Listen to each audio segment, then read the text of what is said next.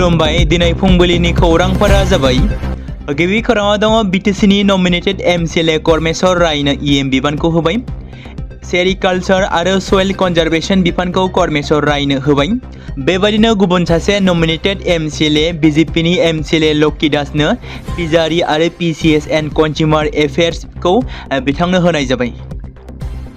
सनिया गान्धीनि सावस्रिया हरखाबै गाज्रि जालांदों।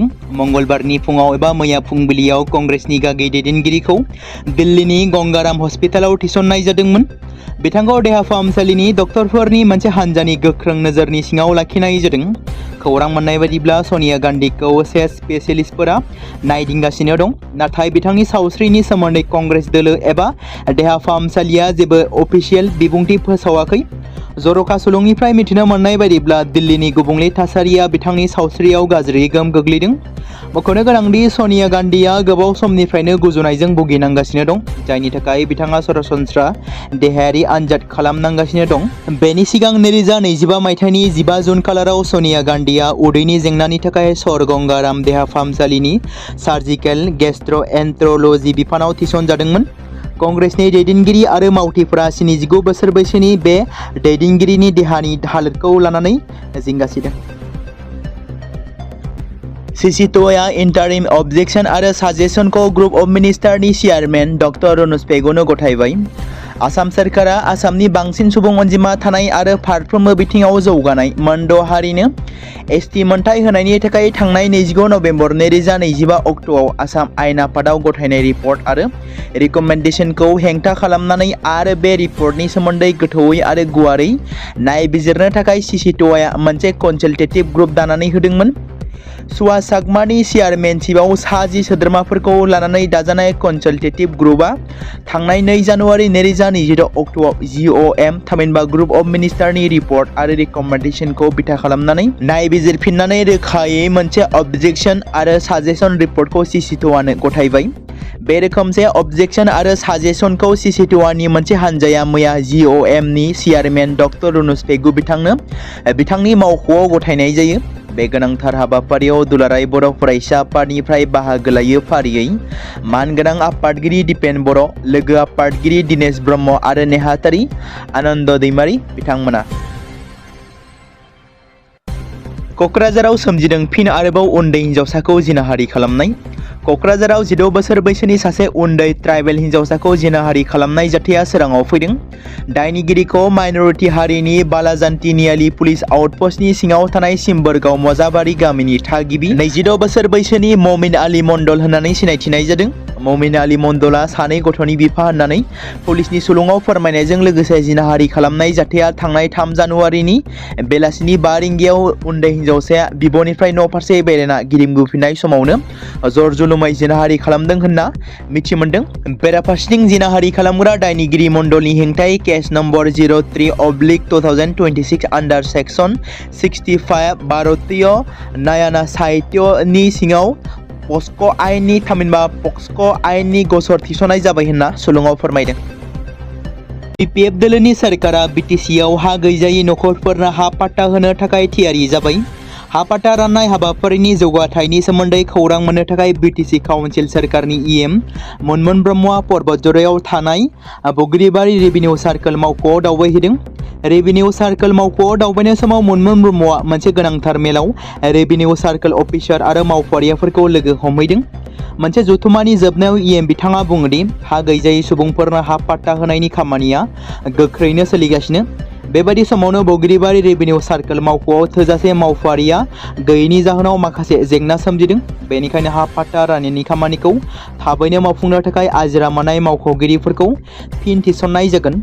फारसेथिं फैबाय थानाय बिधानसभा बिसायख'थियाव बिपिएफ दोलोआ बिटिसि बियाबनि गोदानै दाजानाय पर्बतजरा बिधानसभा बियाबावल' नङा, गुबुन गं 15 बिधानसभा बियाबफोरावबो दावगालांगासिनो दं आरो गोहोम खोख्लैगासिनो दं होनना इएम बिथाङा बुंथिदों। थांनाय सानथाम आरो सानब्रैनिफ्रायनो हादोरसानि गुबुन गुबुन जायगाफोराव गोजां बोथोरनि गुसुआ बांबोदों, जेराव रोजा खुवा खुबोदों। जेरै गुसुआ बांलांनो हमदों, फरायसाफोराबो गोबां जेंनाजों मोगा-मोगि गोनां जादों। गोजां बोथोरनि थासारियाव फरायसाफोरनि सावस्रि आरो रैखाथिखौ नोजोर होनानै माखासे थिरांथाफोर लानाय जादों। माखासे जिल्लायाव गुसु बांनायनि थाखाय हादोरसानि गोबां जिल्लानि फरायसालिफोरखौ बन्द खालामनो बिथोन होनाय जादों। बेबादिनो धुबुरी जिल्लानि गासै फरायसालिफोरखौ जोबोद गुसु जानायनि थाखाय बन्द लाखिनो बिथोन होनाय जादों। मख'नो गोनांदि धुबुरी जिल्लानि गासै सोरखारि आरो सोरखारि नङै फरायसालिफोरा 7 जानुवारि खालारनिफ्राय 10 जानुवारि खालारसिम बन्द थागोन। बे बिथोनखौ धुबुरी जिल्ला सोलोंथाइ बिफाना फोसावदों। बेखौबो मख'नाय जादों दि बे बिथोना बै फरायसालिफोरनि बेलायाव बाहायजानाय नङा जेराव दासान्दि आनजादफोरा सोलिगासिनो दं। सरलपारा ओनसोलनि सिङाव थानाय सनापुर गामिनि रायजो राजाफोरा थांनाय 31 डिसेम्बर 2025 अक्ट'खालि सिकनाझार माल्टिपार्पस कपारेटिभ ससाइटि लिमिटेड NGOनि मावथिफोरजों लोगोसे बिथांमोननि थाग्रा न' आरो डिउटियाव बाहायग्रा जिप कार गारिखौ गाज्रि रोखोमै गाग्लोबनायनि सायाव मैया आफस जाफैदों आरो बिथांमोननि NGOफोरनियाव रायजो राजाफ्रा निमाहा बिफैदों एबा गोरोबफैदों। खौरांनि गेजेरजों फोरमायबावदों दि रायजो राजाफोरा बे जाथाय जानायनि सायाव सानै गामिनि आखाइ खबजबनानै निमाहा बिफैदों, जेराव सानै गामिनि सुबुङा फैनानै सिकनाझार माल्टिपार्पस कपारेटिभ ससाइटि लिमिटेड NGOनि मावथिफोरनिसिम निमाहा बिफैदों। सिकनाझार माल्टिपार्पस कपारेटिभ ससाइटि लिमिटेड NGOनि गाहाय नेहाथारि मानाव गेदेर जयसार नार्जारिखौ गाज्रि रोखोमै मुं सुनायनि सायावबो खेमा बिफैदों बिथांमोना। सिकनाझार माल्टिपार्पस कपारेटिभ ससाइटि लिमिटेडनिफ्राय बिथांमोनखौ निमाहा एबा खेमा होनाय जाबाय होननानै फोरमायदों खौरांनि गेजेरजों। अन्थाइगोरा बड'सा सनाखा भारत नां बुलुर बादायलायनाया दिनैनिफ्राय खाग्राबारियाव जागायगोन। खाग्राबारि एबसु आरो खाग्राबारि गेलेमु आफादनि जथाय बानजायनायाव खुंबोदों। खाग्राबारि जनता हाइ स्कुलनि गेलेग्रा फोथाराव बोसोरफ्रोमबो खुंबोबाय थानाय बायदिनो बारग' BLTनि गायसनगिरि लोगो आफादगिरि थामहिनबा BLTनि मुंख्लं अन्थाइगोरा बड'सानि गोसोखांथियाव बे बुलुर बादायलायनायखौ खुंबोदों। देग्लाय 23थि बोसोराव आसामजों लोगोसे गुबुन रायजोनि गासै मोन 8 बुलुर हानजाया बाहागो लाफैगोन। खाग्राबारि बानजाय आफादा साखाफारा जादों आरो बे गेलेनाया दिनैनिफ्राय फैगौ 9 जानुवारि खालारसिम सोलिगोन होनना मिथि मोनदों। बांलादेशआव हिन्दुफोरनि सायाव आरोबाव गाग्लोबनाय। बांलादेशआव हिन्दु माइनरिटि सुबुंफोरनि सायाव आरोबाव गाग्लोबनायनि खौरां मोननाय जादों। मिथिनो मोननाय बादिब्ला बांलादेशनि खोला ओनसोलनि जेसर जिल्लायाव समबारखालि सिनाय मोनै दुथां सुबुंफ्रा सासे हिन्दु फालांगिरिनि खर'आव गुलि गावनानै बुथारदों, जायनि जाहोनाव हिन्दु फालांगिरिया जिउ गोमादोंमोन। बे बाथ्राखौ बिफाननि मावख'गिरिफ्रा रोखा खालामदों। समबारखालि जानाय बे हिंसायारि जाथाया बांलादेशखौ फिन खेबसेबाव सोमावग्लुंहोदों। बेंगलि सानसेयारि खौरां बिलाइ प्रथम आलुनि बादिब्ला बोलि जानांनाय सेंग्राखौ सिनायनो हाखाबाय। बिथांनि मुङा राणा प्रताप बैरागी, जाय 38 बोसोर बैसोनिमोन। बिथाङा खुलना खोन्दोनि जेसरनि केशबपुर उपजिल्लानि आरा गामिनिमोन। बांलादेश फुजा सेलिब्रेशन ससाइटिनि आफादगिरि बासुदेव दरा बुङोदि जों खौरां मोन्दोंदि राणा प्रताप बैरागीखौ जेसरनि केशबपुर ओनसोलाव गुलि गावनानै बुथारदोंमोन। बैरागीया मनिरामपुरनि कमापिया बाजाराव बरफ बानायग्रा गंसे फेक्टरिनि बिगोमामोन। सानसेयारि प्रथम आलोआव फोसावजानाय खौरांनि बायदिब्ला बिथाङा नरेलनिफ्राय फोसावजानाय खौरां बिलाइ दैनिक बिदि खबरनि मावथ'नाय सुजुगिरिबोमोन। बिथांनि हरखाबै रुंसारि जानायखौ लानानै आसामाव एबा भारत हादोराव गोबांथार धरना हाबाफारि लानायखौ नुनो मोनदों। हादोरसायाव बांग्रिं मावग्लुंनायनि उनाव ओनसोलारि बोथोर बिगियान मिरुआ बोथोर सोलायनायनि सांग्रांथि फोसावदों। मैयानिफ्राय फैगौ सानबानि गेजेराव हादोरसायाव बांसिन गोब्राब गुसु जागोन। सा-सानजा आरो लैथोनि बिखुङाव बार गोग्लैनायनि जाहोनाव बे गोजां बोथोरा बांसिन गुसु जागोन होनना साननाय जादों, जेराव बोथोर बिफाना गुसु समाव माखासे जायगाफोराव अखा हानायनि सम्भाबना दं होननाबो फोरमायदों। भारतारि बोथोर बिगियान बिफान थामहिनबा IMD ओनसोलारि बोथोर बिगियान मिरु गुवाहाटीआ फोसावनाय गोदानसिन फोरमायथिनि बायदिब्ला फैबाय थानाय सानफोराव सा-सानजा ओनसोलनि बांसिन बाहागोफोरा गुसु बोथोरजों साग्लोबसारगोन आरो बे समाव बांसिन बिदुङानो खमायगोन आरो गोबां जायगायावनो खुवानि गोहोमा बारायनो हागौ होनना मख'दों। 5 जानुवारियाव फोसावनाय सानफ्रोमबोनि बोथोर रिपर्टनि बायदिब्ला अरुणाचल प्रदेशनि माखासे ओनसोलफोराव एसे अखा हानायनि सम्भाबना दं। बेनि अनगायैबो रायजोनि हाजो ओनसोलफोराव फैगौ साननैयाव गुरैनिफ्राय लानानै गेजेर थाखोनि बरफ गोग्लैनो हागौ। गोहोम गोग्लैनाय रायजो आसाम, मेघालय, नागालेन्ड, मणिपुर, मिज'राम आरो त्रिपुरायाव गोबां गुसु आरो खुवाखौ नुनो मोनगोन। ओनसोलारि बोथोर बिगियान मिरु आरो भारतारि बोथोर बिगियानारि बिफाननि गोनोखोआरिफोरनि बायदिब्ला बाङाइसिन बिदुङाव जेबो मख'जाथाव सोलायनाय जानाय नङा, नाथाय लासै लासै एसे बारायनो हागौ। नाथाय गासै ओनसोलावनो बांसिन बिदुङा 2 आरो 3 डिग्री सेल्सियाससिम खमायनो हागौ, जायनि जाहोनाव फुं आरो बेलासियाव गुसु थासारिया बांसिन जागोन। चिरांनि बिजनीयाव ड्राग्स फालांगिरि हमदों। चिरां जिल्लानि बिजनी अमगुरी महिलिपारायाव समबारनि बेलासियाव पुलिसनि अपारेशनाव ड्राग्सजों लोगोसे सासे ड्राग्स फालांगिरिखौ हमनो हादों। हमजानाय फालांगिरिखौ महिलिपारानि थागिबि कादेर जिल्लानि 32 बोसोर बैसोनि होनना सिनायथिनाय जादों। पुलिसा ड्राग्सजों बुंफबनाय साबोननि बाक्सु, ड्राग्सजों बुंफबनाय मोन 10 कन्टेनार, गं 12 लांदां कन्टेनार, गंसे सिरिन्ज आरो गासै 3,380 नोगोर रां बोखांनो हादों। खौरां मोननाय बायदिब्ला बिजनी महकुमा पुलिस अफिसार रूपज्योति दत्त आरो बिजनी पुलिस थानानि बिबानगिरि आदित्य प्रकाश देउरिनि दैदेननायाव पुलिसनि हान्जाया अपारेशन खालामनायाव बोखांनो हायो। बेराफारसेथिं हमजानाय फालांगिरि आरो जब्द खालामनाय ड्राग्सफोरखौ उनाव आरोबाव आयेनारि राहा लानो थाखाय बिजनी पुलिस थानासिम लानानै थांनाय जायो होनना मिथिमोनदों। मोनसे भाइरेल भिडिअ जेराव तृणमूल कंग्रेसनि दैदेनगिरि मोहम्मद गियासुद्दीन मण्डलआ टेबुलाव दोननाय रांनि थफ्लाया सोनाब बेंगलनि राजखान्थिखौ सोमावग्लुंदों। भिडिअआव साहा 24 परगना जिल्लानि बारासात सेथि पन्चायत आफादनि लेङाइ आफादगिरि मण्डलखौ जायगानि फालांगिरि रकिबुल इस्लामजों लोगोसे नुनो मोननाय जादों। टेबुलाव 500 रांनि गोबां बिबांनि नोगोद लाख रां दोननाय नुनो मोनदों। नाथाय बे भिडिअ फुटेजनि सैथोथिखौ दासिमबो फोरमान खालामनो हायाखै। भिडिअ फुटेजाव सोरबा सासेखौ जानबुंनि गेजेरजों सोंनायखौ खोनानो मोननाय जादों दि जेराव सोंनायाव ओरैबायदि बुंदों, जोंनि बायनाया नोगोद रां एबा रांखावरिजों खालामनाय जागोन। बे समावनो गुबुन सासे सुबुङा नोगोद लाख रां थानाय बेगखौ लानानै हाबलाङो। बे फुटेजाव आयेन बेरेखा नोगोद रां लेनदेननि अजद दिखांनाय जादोंब्लाबो मण्डलआ अजद होनायखौ नेवसिदों। दाबि खालामो दि बे भिडिअ क्लिपआ 2022 मायथाइनि आरो लेनदेनाव बिथांनि जेबो बिफाव गैयामोन।